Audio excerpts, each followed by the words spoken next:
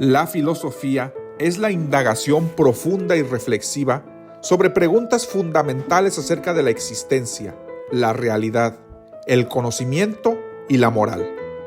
A lo largo de la historia, ha dado origen a diversas corrientes de pensamiento que ofrecen perspectivas únicas. Desde el racionalismo cartesiano hasta el existencialismo de Sartre, cada corriente aborda aspectos específicos de la experiencia humana, proporcionando un tapiz variado de ideas que enriquece nuestra comprensión del mundo y la condición humana. En este iceberg vamos a conocer varias de las filosofías más interesantes que han surgido en la historia. Te saluda el Pontífice y damos inicio.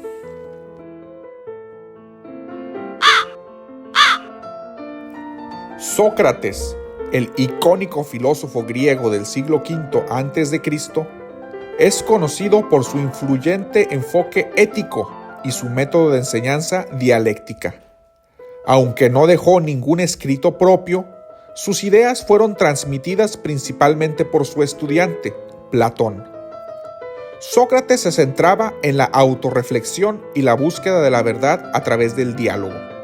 Su ética se basaba en la convicción de que el conocimiento lleva a la virtud y, por ende, a la felicidad. Sócrates creía que nadie hace el mal de manera consciente. Más bien, el mal surge de la ignorancia. Mediante conversaciones profundas, cuestionaba a sus interlocutores para exponer contradicciones en sus creencias, llevándolos a descubrir la verdad por sí mismos. Su famoso lema, «Conócete a ti mismo», resalta la importancia de la introspección y la autoconciencia para alcanzar una vida ética. Aunque su enfoque desafiante y a veces irónico lo llevó a enfrentarse con la sociedad ateniense, su legado perdura como un pionero en la filosofía ética, recordándonos que la reflexión crítica y la búsqueda constante de conocimiento son fundamentales para una vida ética y plena.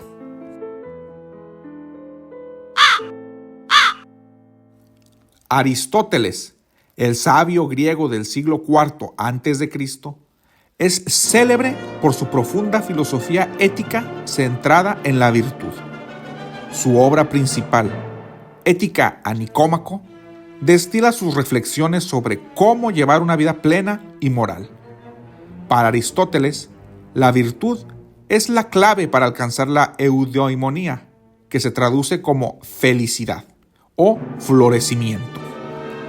A diferencia de Sócrates, Aristóteles aborda la ética no solo desde la razón, sino también desde la práctica. Para él, la virtud es el punto intermedio entre dos extremos viciosos. Por ejemplo, la valentía está en el punto medio entre la cobardía y la temeridad. Este concepto de término medio o justa medida resalta su enfoque equilibrado hacia la ética. Aristóteles clasifica las virtudes en éticas y dianoéticas, relacionadas con el carácter y la mente, respectivamente. Argumenta que la virtud se cultiva mediante hábitos y prácticas, no por teorías abstractas. Además, destaca la importancia de la amistad y la comunidad en la búsqueda de la felicidad. En resumen, la ética aristotélica es un llamado a la excelencia moral mediante la práctica constante de virtudes, mostrando que la verdadera felicidad se encuentra en una vida bien vivida y en armonía con las virtudes.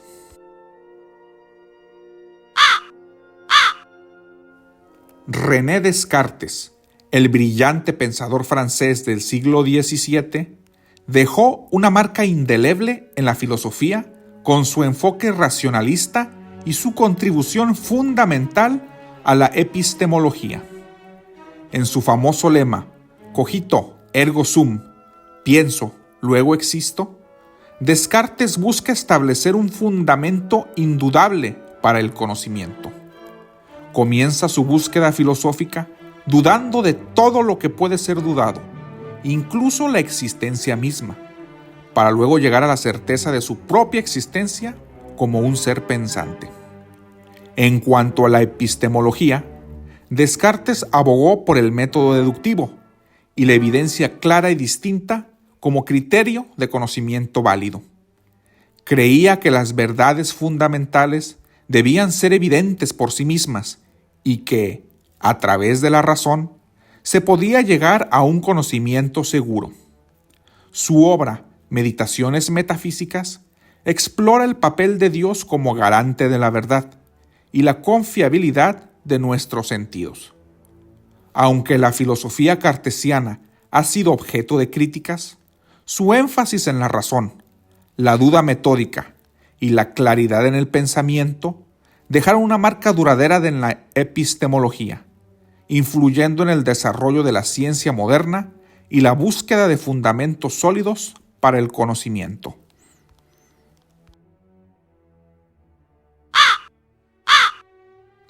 Jean-Paul Sartre, el influyente filósofo francés del siglo XX, fue uno de los principales exponentes del existencialismo, un movimiento que aborda la existencia humana desde una perspectiva individual y libre. En su obra clave, El ser y la nada, Sartre proclama la famosa frase: «La existencia precede a la esencia», destacando que no hay una naturaleza humana predeterminada y cada individuo crea su propia esencia a través de sus elecciones y acciones. El existencialismo sartreano sostiene que estamos condenados a ser libres, lo que implica una responsabilidad total sobre nuestras elecciones, incluso en circunstancias difíciles. La mala fe es el acto de eludir esa libertad, asumiendo roles predefinidos o evitando la responsabilidad. Sartre también introdujo la noción de angustia, una sensación de vértigo ante la responsabilidad abrumadora de nuestra libertad. En su obra teatral, A puerta cerrada, Sartre presenta la idea de que el infierno son los otros, sugiriendo que nuestras relaciones con los demás a menudo nos confrontan con juicios y expectativas que afectan nuestra libertad. A pesar de la aparente desesperación existencial, Sartre abogó por abrazar la libertad, enfrentar la angustia y crear significado en un universo aparentemente indiferente. Su filosofía existencialista ha influido profundamente en la psicología, la literatura y la reflexión contemporánea sobre la condición humana.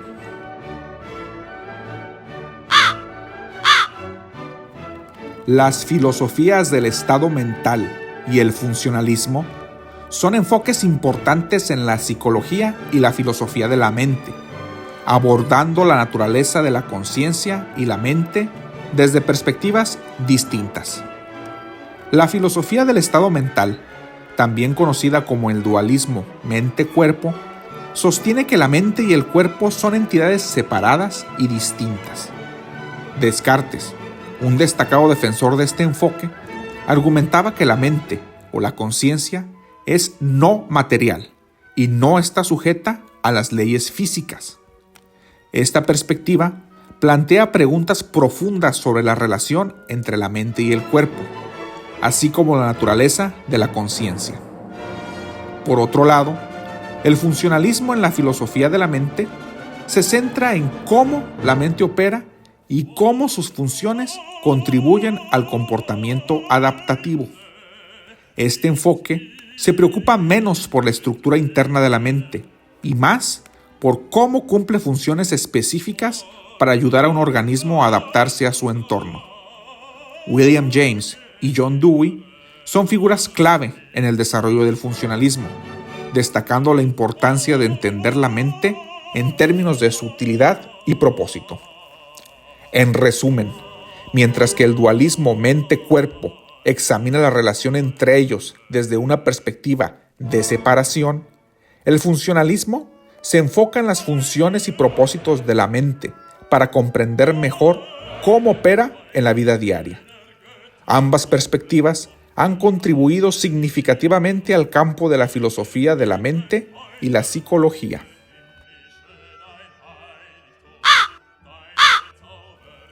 La filosofía política de John Rawls, destacada en su obra Una teoría de la justicia, es una contribución influyente en la reflexión contemporánea sobre la equidad y la distribución de recursos en una sociedad. Rawls propone un enfoque denominado justicia como equidad, que busca establecer principios fundamentales para una sociedad justa. Su famoso principio de la justa igualdad de oportunidades sostiene que las desigualdades sociales y económicas deben beneficiar a todos, especialmente a los menos favorecidos. Además, propone el principio de la diferencia, que permite las desigualdades siempre que beneficien a la posición menos ventajosa en la sociedad. Sin embargo, Rawls aboga por un velo de ignorancia, donde los individuos diseñan principios justos sin saber en qué posición social estarán, evitando, así, sesgos personales. La filosofía de Rawls busca reconciliar la necesidad de incentivos y la justicia social, proponiendo un contrato social hipotético, donde las personas acuerdan principios justos sin conocer sus circunstancias específicas. Esta teoría ha influido en el pensamiento político contemporáneo, promoviendo la idea de una sociedad que busque el bienestar de todos, especialmente de aquellos menos favorecidos, a través de principios de justicia y equidad.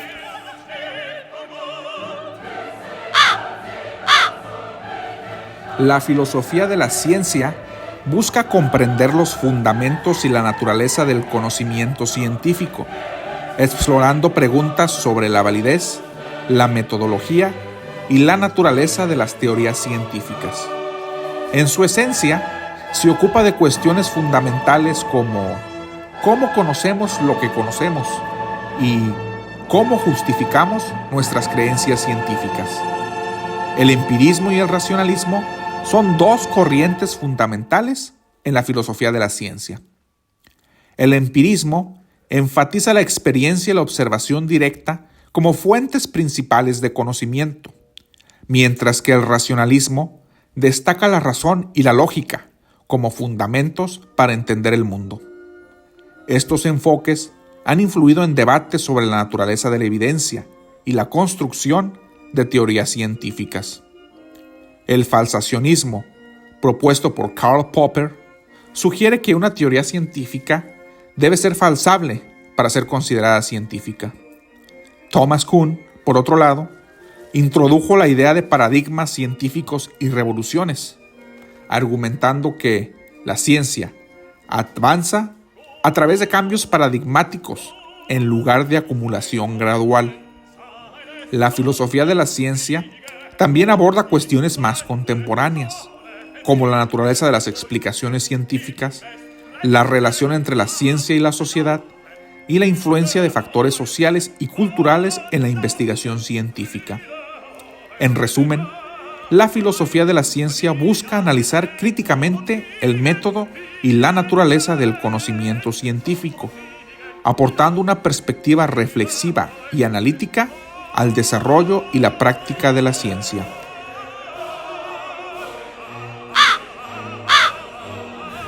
La filosofía budista, arraigada en las enseñanzas de Siddhartha Gautama, conocido como Buda, ofrece una perspectiva única sobre la existencia, el sufrimiento y la búsqueda de la iluminación. En el corazón del budismo está el noble camino, que propone la superación del sufrimiento a través del entendimiento correcto, la intención correcta, la acción correcta, el esfuerzo correcto, la concentración correcta y la atención plena. Una diferencia fundamental con la filosofía occidental radica en la concepción del yo.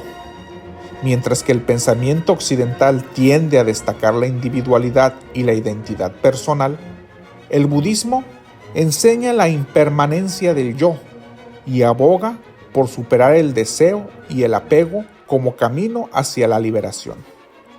Otra distinción es la visión del sufrimiento. Mientras que la filosofía occidental a menudo busca evitar o superar el sufrimiento a través del logro y el placer, el budismo postula que el sufrimiento es inherente a la existencia y que la liberación proviene de comprender su origen y superarlo a través de la sabiduría y la compasión. En resumen, la filosofía budista difiere de la occidental en su enfoque hacia el yo, el sufrimiento y la búsqueda de la realización, ofreciendo una perspectiva única y profunda sobre la naturaleza de la vida y el camino hacia la paz interior.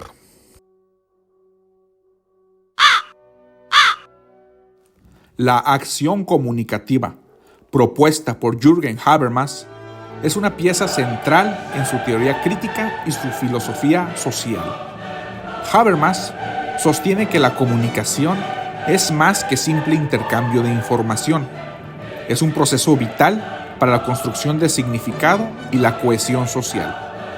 En su obra, Teoría de la acción comunicativa, Habermas destaca dos tipos de acción: la acción instrumental orientada a metas y la acción comunicativa, que implica entendimiento mutuo. La acción comunicativa se basa en el uso del lenguaje y se desarrolla cuando los participantes comparten significados y buscan un consenso razonable.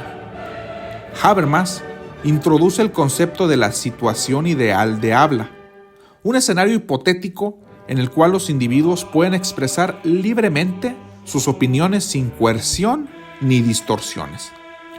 La acción comunicativa ideal ocurre cuando los participantes se comprometen en un diálogo abierto, respetando la racionalidad y la igualdad de los interlocutores. Este enfoque busca superar las limitaciones de la acción instrumental, al enfocarse en la construcción cooperativa de significado y la formación de consensos racionales. La acción comunicativa de Habermas proporciona un marco conceptual valioso para entender la importancia de la comunicación auténtica en la sociedad y la formación de una esfera pública deliberativa.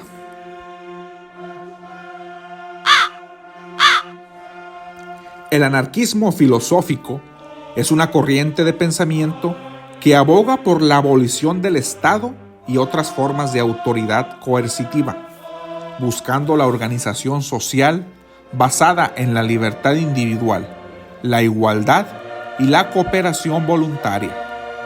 A diferencia del estereotipo común asociado con el caos, el anarquismo filosófico se enfoca en la autodeterminación y la toma de decisiones descentralizadas.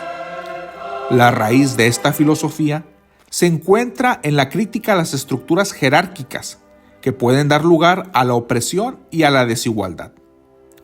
Destaca la capacidad de las comunidades locales para organizarse de manera horizontal, sin la necesidad de un gobierno central.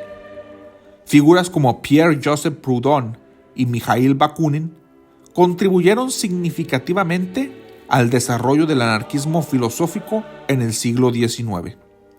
Proudhon es conocido por su lema «La propiedad es el robo», cuestionando la propiedad privada en su forma capitalista. Bakunin, por otro lado, abogó por la abolición del Estado y la instauración de una sociedad sin clases. En su esencia, el anarquismo filosófico es una búsqueda de la armonía social a través de la autonomía individual y la cooperación voluntaria, desafiando las estructuras autoritarias en favor de comunidades basadas en la igualdad y la solidaridad.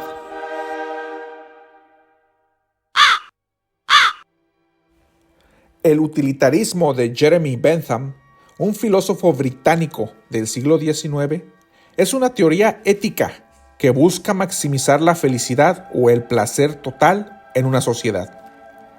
En el núcleo de su filosofía está el principio de la utilidad, que sostiene que la acción correcta es aquella que produce la mayor cantidad de felicidad para el mayor número de personas. Bentham propone un cálculo cuantitativo de la felicidad mediante lo que él llamó el cálculo hedonista. Según este enfoque, las acciones deben ser evaluadas en términos de la cantidad de placer que generan, y la cantidad de dolor que evitan. Bentham introdujo la idea de que cada placer o dolor debía ser considerado de manera igual, sin importar la naturaleza del placer o su origen. El utilitarismo de Bentham es a menudo resumido en la frase «el mayor bien para el mayor número». Aunque su enfoque tiene la ventaja de proporcionar un marco claro y objetivo para la toma de decisiones éticas, ha sido criticado por simplificar la complejidad de los valores humanos y por no abordar adecuadamente la calidad de diferentes placeres. En resumen, el utilitarismo de Bentham busca una sociedad basada en la maximización de la felicidad, evaluando acciones en términos de su contribución al placer y la minimización del dolor.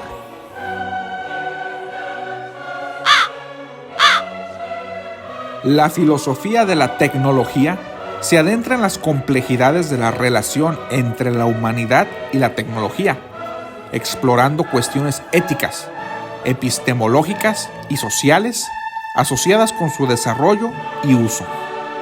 Un tema central es cómo la tecnología afecta a la condición humana y moldea nuestra comprensión del mundo. Figuras como Martin Heidegger han examinado la esencia de la tecnología, argumentando que no es simplemente un conjunto de herramientas, sino un modo de revelar la realidad y alterar nuestra percepción del ser. Heidegger advierte sobre el peligro de la enajenación y la pérdida de autenticidad cuando la tecnología se convierte en un fin en sí misma. Por otro lado, pensadores como Jacques Ellul se centran en la autonomía de la tecnología, sugiriendo que tiene su propia lógica y puede ejercer una influencia significativa en la sociedad, a menudo de manera no prevista. La ética de la tecnología también es un área crucial de estudio, planteando preguntas sobre la responsabilidad en la creación y uso de tecnologías, como la inteligencia artificial y la biotecnología. Además, la filosofía de la tecnología examina cómo las innovaciones tecnológicas impactan la democracia, la privacidad y la equidad. En resumen, la filosofía de la tecnología busca comprender el papel, la influencia y las implicaciones éticas de la tecnología en la sociedad y en la experiencia humana, proporcionando perspectivas críticas y reflexivas sobre este aspecto fundamental de la vida contemporánea.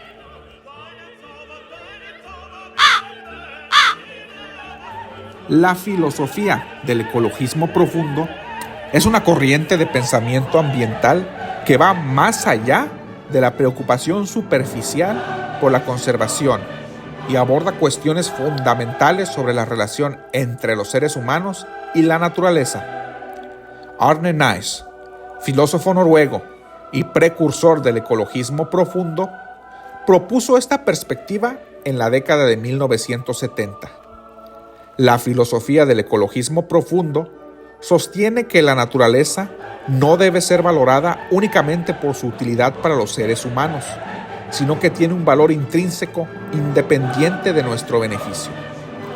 Naess acuñó el término biosofía para describir esta conexión profunda y espiritual con la naturaleza, destacando la importancia de reconocer la diversidad y complejidad de la vida. El ecologismo profundo también aboga por un cambio en la percepción antropocéntrica, que considera a los humanos como superiores al resto de la naturaleza. Se propone una igualdad intrínseca entre todas las formas de vida, promoviendo la coexistencia y la armonía en lugar de la explotación.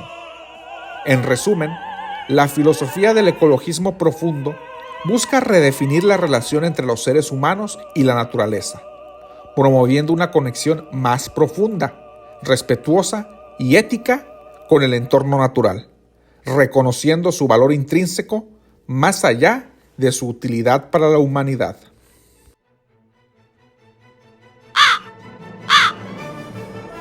La cosmovisión Ubuntu es un concepto sudafricano que va más allá de una simple filosofía, abarcando una comprensión profunda de la humanidad y la interconexión de todas las personas. La palabra Ubuntu proviene de las lenguas bantús y se traduce aproximadamente como soy porque nosotros somos. Esta filosofía resalta la idea fundamental de que nuestra humanidad está intrínsecamente vinculada a la existencia y bienestar de los demás. En la cosmovisión Ubuntu, la identidad y la realización personal están entrelazadas con las relaciones comunitarias. La ética Ubuntu se centra en la empatía, la compasión y la responsabilidad colectiva. Un proverbio sudafricano ilustra esto: Umuntu engumuntu engabuntu, que significa una persona es una persona a través de otras personas. Ubuntu no solo se limita a las relaciones humanas, sino que también se extiende a la conexión con la naturaleza y el entorno.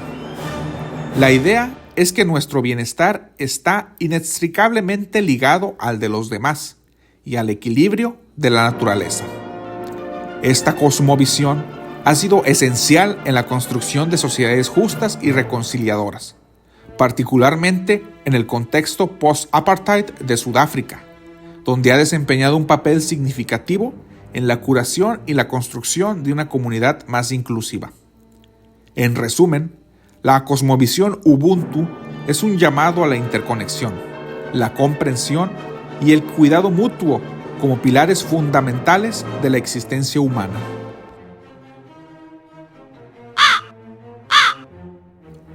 David Benatar es un filósofo sudafricano conocido por su postura en el antinatalismo, una filosofía que cuestiona la ética de la procreación y argumenta que traer nuevas vidas al mundo es moralmente problemático. Su obra más influyente, Better Never to Have Been, Mejor Nunca Haber Existido, presenta argumentos profundos y polémicos. Benatar sostiene que la existencia humana está intrínsecamente marcada por el sufrimiento y la insatisfacción, y que incluso las vidas consideradas buenas tienen dosis inevitables de dolor. Desde esta perspectiva, evitar el sufrimiento no traído al mundo se convierte en una acción éticamente justificada. El antinatalismo de Benatar se basa en el principio de asimetría, donde el sufrimiento tiene un peso moral más fuerte que la felicidad. Argumenta que no tener hijos no implica privar a nadie de la felicidad, pero evitar el sufrimiento sí tiene un valor moral positivo. Aunque el antinatalismo de Benatar ha generado debate, destaca cuestiones fundamentales sobre la responsabilidad ética de traer nuevas vidas al mundo y plantea preguntas difíciles sobre la moralidad de la procreación en un mundo lleno de sufrimiento y desafíos. Como habrás visto, el mundo de la filosofía es bastante amplio y las corrientes de pensamiento son cada vez más extensas. Ojalá en este video hayas encontrado filosofías interesantes o que te hayan llamado la atención. Si te gustó mi trabajo, te agradeceré enormemente tu suscripción, que me será útil para seguir creciendo. Te ha hablado el Pontífice. Muchas gracias y hasta luego.